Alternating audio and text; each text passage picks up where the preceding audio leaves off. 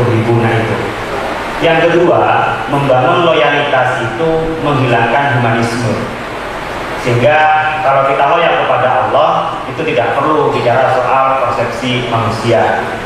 Nah, sebenarnya pemahaman yang cenderung tadi sangat ekstrim, radikal yang sangat ekstrim, maunya mendalam, tetapi ternyata mendalamnya lebih pada kekerasan, bukan mendalam dalam arti kita masuk kepada pemahaman lafzi dan buah al-lughawiyah itu, maka melahirkan orang-orang yang sifatnya pola pikirnya hanya pada permukaan saja, tidak sampai ke bawah permukaan.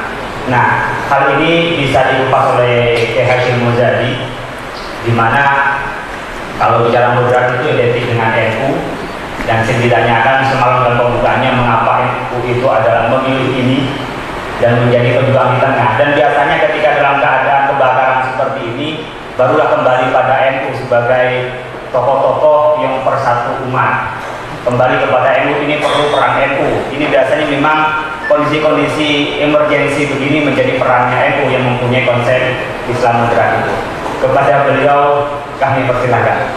Yang terhormat moderator Pak dari UI dan serta sekalian yang saya muliakan, para ulama, para pejabat. Ada dua hal yang di Indonesia ini dicampur adukkan, yakni menegakkan syariat dengan membuat negara Islam. Ini dua hal yang berbeda, tapi suka disamaratakan. Menjalankan syariat Islam untuk orang Islam itu hukumnya wajib, tidak usah disuruh. Menurut Imam Ghazali dibagi menjadi fardu ain dan fardu kifayah. Jadi tidak ada halangan apapun di negara Pancasila dan NKRI untuk menjalankan dan penegakan syariat itu untuk masing-masing kelompok yang berkepentingan pada bidangnya. Tapi kalau membuat negara Islam itu lain. Dia merombak struktur daripada negara ini. Sedangkan struktur negara ini dihuni orang Islam, orang tidak Islam, orang yang Islamnya seperti ulama, sampai Islamnya yang seperti preman. Semua ada di situ. Nah, kalau yang dimaksudkan itu negara Islam, maka akan banyak masalah yang timbul. Satu, gerakan itu akan berhadapan dengan negara. Yang kedua, akan berhadapan dengan sebagian umat Islam sendiri yang sudah sadar bahwa berkali-kali dicoba negara Islam, jadinya cuma kekacauan. Yang ketiga, akan dilawan oleh non-muslim. Yang keempat, akan menggoncangkan struktur pemerintahan. Dan yang kelima, bahwa areal Indonesia ini sebelah barat Islam, sebelah timur Kristen. Nah, ketika negara diislamkan, maka sangat mungkin akan pecah Indonesia ini secara areal. Dan itu awal dari hancurnya negara Republik Indonesia. Ini satu. Yang kedua, mengapa dulu ulama-ulama kita terima negara proklamasi?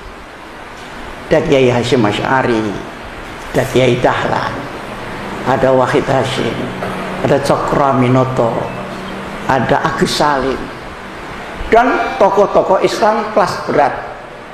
Dan Islam pada waktu itu tidak ada model pragmatisnya, ideal. Kalau sekarang banyak pragmatisnya. Ini bagaimana hukumnya Kiai? Lah sampai minta yang mana? Nah, ini yang ketawa ini mesti pengalaman. Artinya apa? Loyalitas kepada agama dan negara utuh ketika itu. Mengapa terima? Karena pertama sebabnya terima adalah mereka menggunakan Mitsaqul Madinah, piagam Madinah, di mana Rasulullah mengatur tata hubungan intern Islam dengan non Muslim, mengajarkan nasionalisme, keutuhan daripada suku-suku, dan kemudian kewaspadaan terhadap perpecahan dan kewaspadaan terhadap serangan luar Madinah ke Madinah.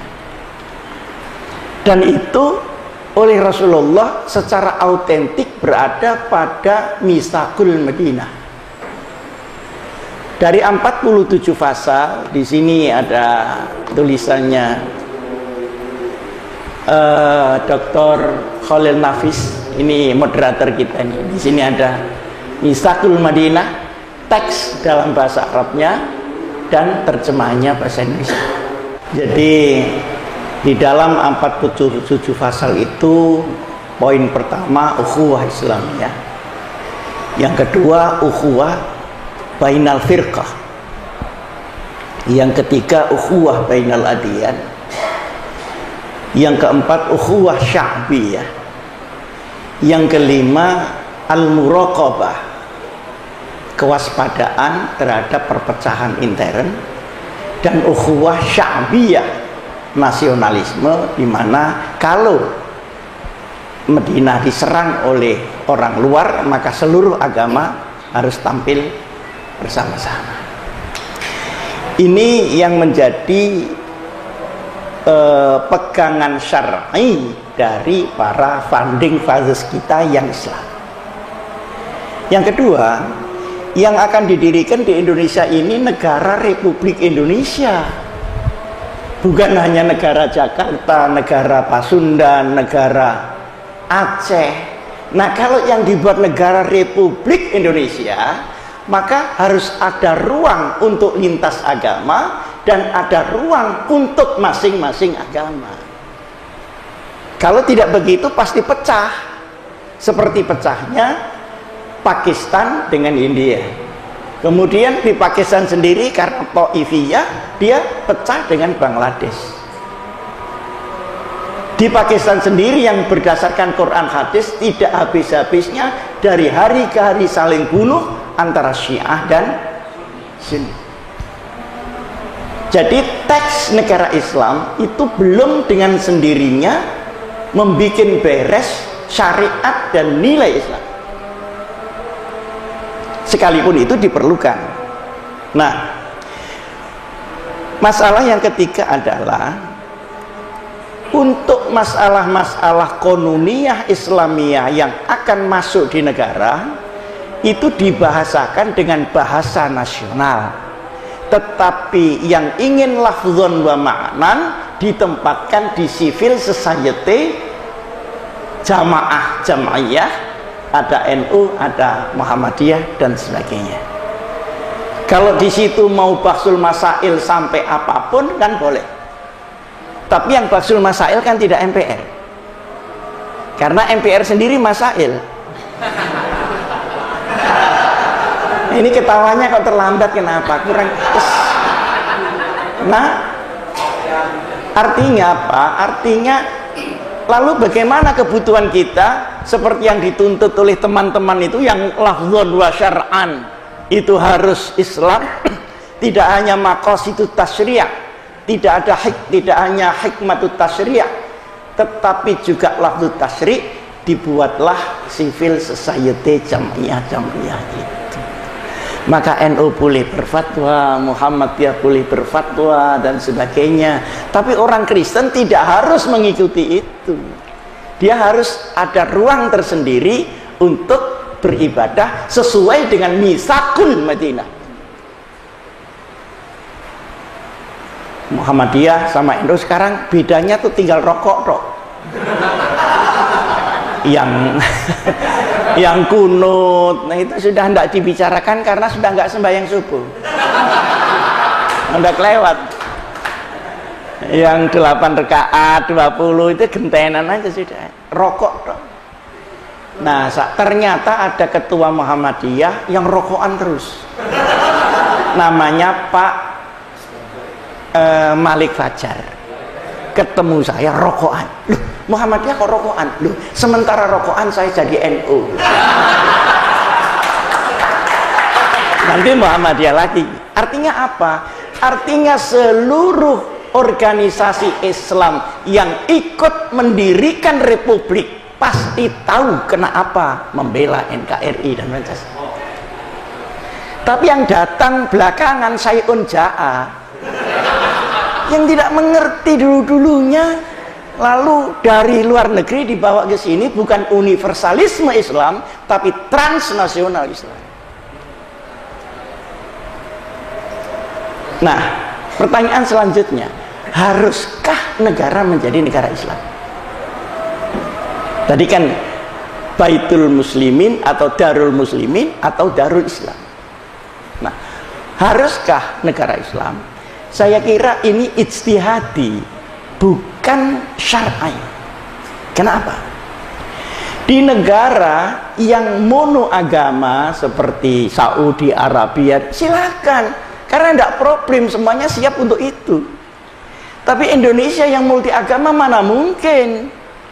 Maka harus dibuat cara bagaimana negara itu tetap eksis, tetapi orang yang ingin lafzon dan maknan juga ada ruangnya. Kalau kita ingin membuat undang-undang ke negara yang Islami, tidak usah pakai teks Islam, maknanya saja yang distorkan melalui kompilasi hukum, ya kan? Dari MUI bisa, dari Departemen Agama bisa, undang-undang anti korupsi, tidak usah undang-undang Islam anti korupsi karena anti korupsi itu sudah Islam. Nah ini di sini hikmat tasyri'nya di sini.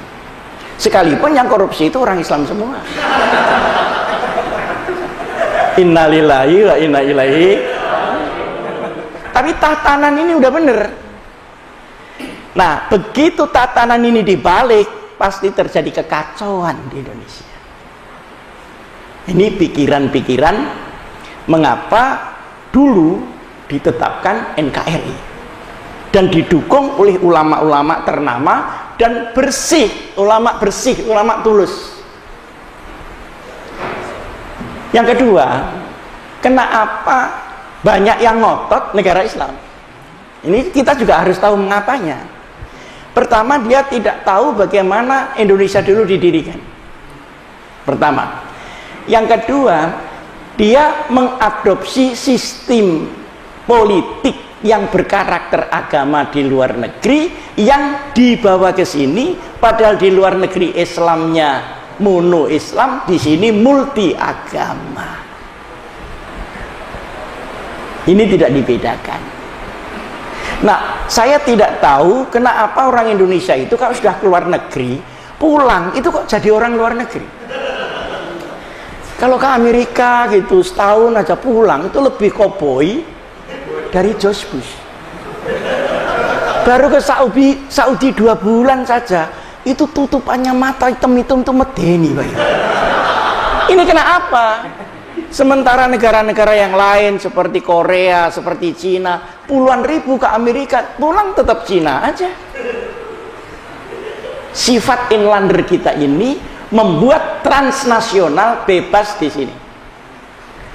Yang kedua, itu tadi sebab yang kedua ya.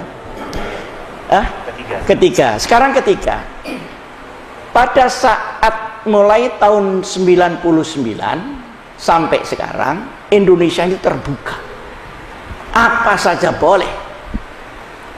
Jangan dikira radikalisme Islam saja yang masuk, radikalisme neokomunis juga masuk, radikalisme liberal juga masuk. Apa dikiranya liberal itu tidak radikal? Orang yang sembahyang itu disindir-sindir, berarti kan dia radikal. Ada temennya sholat itu disindir, kamu ini sudah doktor kok masih sholat.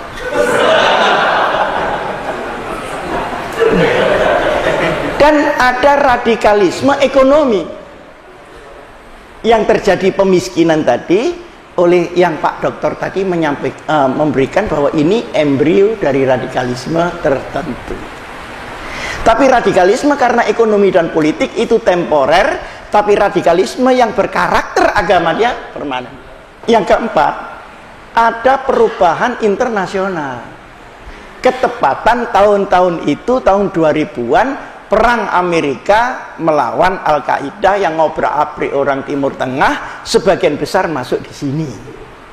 Karena spread out atau dia menyebar kemana-mana termasuk di sini. Mereka melawan Amerika dari Bali, dari Jakarta, dan sebagainya, dan sebagainya.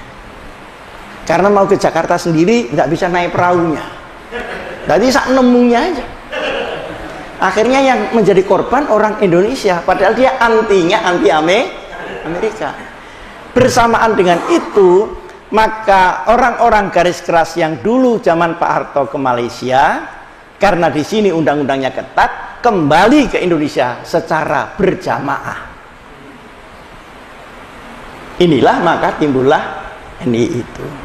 Nah, jadi negara agama ini dimotivasi oleh tekstualisme agama dan menolak hikmatut tasyri'. Yang kedua, disemangati oleh ta'ifiyah, baik yang tasyaddudiyah maupun yang takfiriyah. Ini yang nggak ngerti biar nggak ngerti aja ya. Jadi seperti Khawarij itu yang dibawa oleh Az-Zahari. Kita semuanya tahu para kiai Khawarij seperti apa, di luar dirinya dia kafir dan sebagainya. Dan ada juga yang tadi disebut Salafi, Wahabi, apa itu sebenarnya ta'ifah di mana tidak mau mengakomodasi al-adah wal uraf. Sedangkan menurut imam kita, Imam Syafi'i, ma warada fi syar'i mutlaqan wala dhabita lahu wala fil lughah yurja'u ilal urf. Al-adah muhakkam. Kita mengakomodasi budaya lokal Indonesia. Sementara yang datang dari luar ke sini menganggap bahwa yang tidak ada di negaranya sana berarti bukan Islami. Nah, di sini bedanya. Mereka tidak mau akomodatif. Karena Rasulullah hidup di Saudi Arabia, maka yang di Saudi Arabia tidak ada, dianggap itu tidak ada di dalam Islam. Dia lupa lahir di Mekah, hijrah di Madinah, untuknya adalah rahmatan.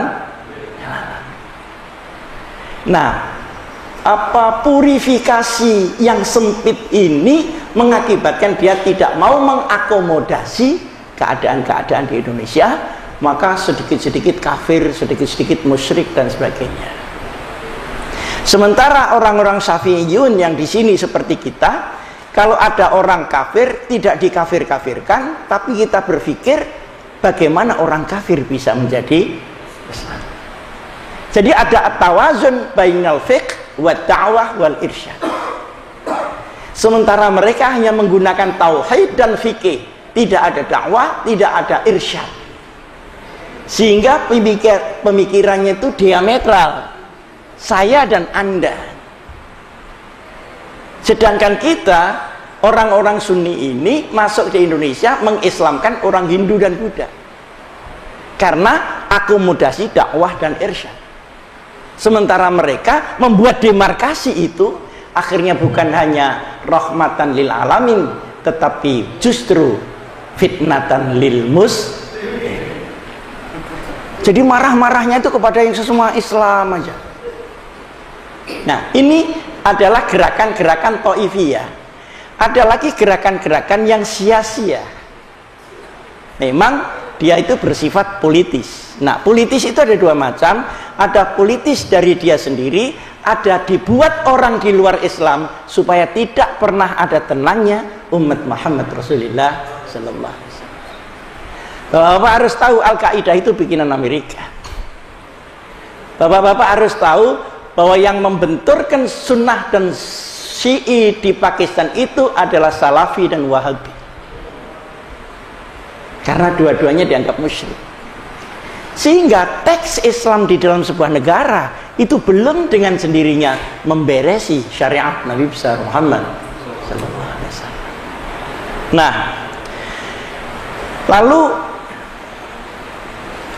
ini sudah dicoba untuk digeser ke negara Islam, negara komunis, digeser kepada negara liberal.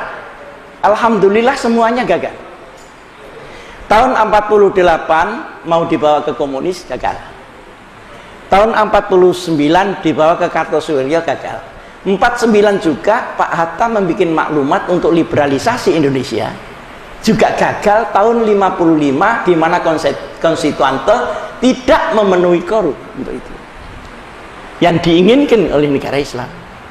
Jadi melewati pemberontakan juga tidak hasil, melalui konstitusi juga tidak hasil, melalui PRRI Permesta juga tidak hasil. Nah, sekarang ini menjadi berat karena ada faktor demokratisasi yang ada di Indonesia itu. Nah, sehingga sekarang pertanyaannya timbul, kenapa kemudian tahun 83 ditegaskan kembali oleh ulama-ulama Sunni ini untuk negara NKRI itu final, tinggal mengisinya saja. Jadi terima wadahnya, pakai mekanisme yang ada untuk melaksanakan syariat, tetapi dalam konteks negara kesatuan Indonesia. Ini yang aman. Jadi kalau orang-orang teriak penegakan syariat, itu sebenarnya tidak usah teriak. Jadi langsung dikerjakan saja, langsung juga zakat, langsung juga sholat, mendirikan madrasah, kan sudah selesai. Nah, saudara, sekarang timbul pertanyaan,